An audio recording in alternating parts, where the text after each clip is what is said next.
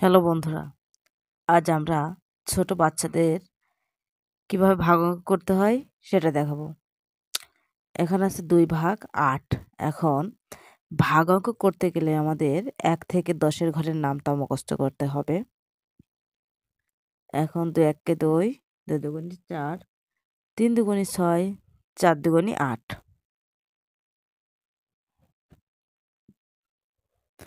তাহলে 4 2 8।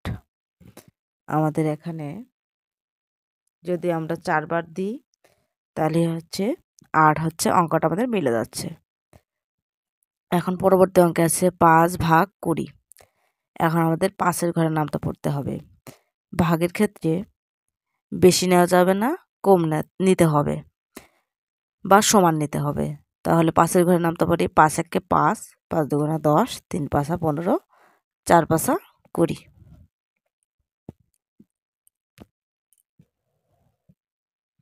তাহলে 5 4 পাঁচা হচ্ছে 20। 4 বার নিলে আমাদের অঙ্কটা মিলে যাচ্ছে। তাহলে ভাগফল হচ্ছে 4। এখন আমাদের পরবর্তী আরেকটা অঙ্ক আছে 3 ভাগ 19। এখন 3-এর ঘরের নামটা পড়তে হবে।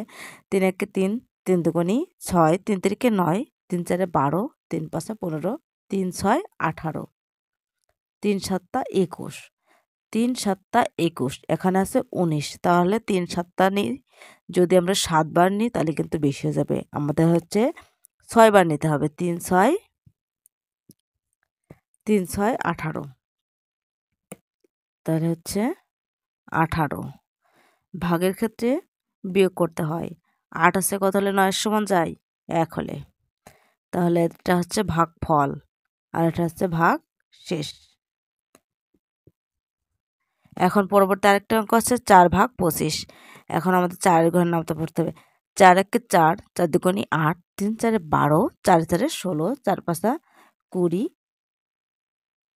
4 ছক 24, 4 ছক 24, 4 সাতটা 28।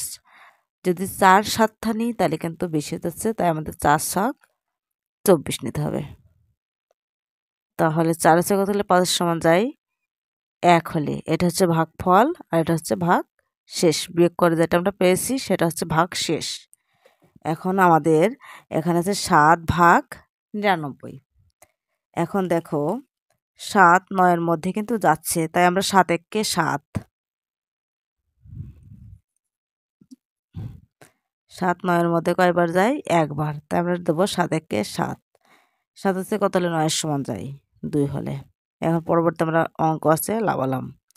7 একে 7, 7 দুগুণি 14, 3 সাতে 21, 4 সাতটা 28, 4 সাতটা 28। 8 আছে কত হলে 9-এর সমান যায়? 1 হলে। তাহলে এই 14টা হচ্ছে ভাগফল আর 1টা হচ্ছে ভাগশেষ। এখন 10 দিয়ে আমাদের 100-কে ভাগ করতে বলা হয়েছে। তাহলে 10 10-এর মধ্যে 10 100-এর মধ্যে কয়বার যাবে? এখানে আছে 10, এখানে 2টা সংখ্যা, এখানেও 2টা সংখ্যা। যেহেতু এখানে 10 এখানেও 10, তাহলে আমরা একবার দিতে পারি। এই যে এখানে একটা শূন্য আছে, আমরা এখানে লাগালাম। এই একটা কিন্তু ভাগফল নয়, এই অঙ্কটা কিন্তু সরাসরি লেগেছে, কোনো বিয়োগ করে আমরা পাইনি। এই জন্য আমরা আবার শূন্য দিয়ে ভাগ দেব। তাহলে শূন্য দিয়ে ভাগ দিলাম। এখন এই শূন্যটা হচ্ছে ভাগশেষ আর এইটা হচ্ছে 10 হচ্ছে ভাগফল। তো বন্ধুরা, এই ছিল আজকের ভিডিওটা ভালো লাগলে অবশ্যই একটা লাইক করবেন। আমাদের চ্যানেল নতুন হলে চ্যানেলটা সাবস্ক্রাইব করে আমাদের পাশে থাকবেন। আর এই ভিডিওটা যদি ফেসবুক থেকে দেখেন তাহলে পেজটা ফলো করে দেবেন। ধন্যবাদ সবাইকে।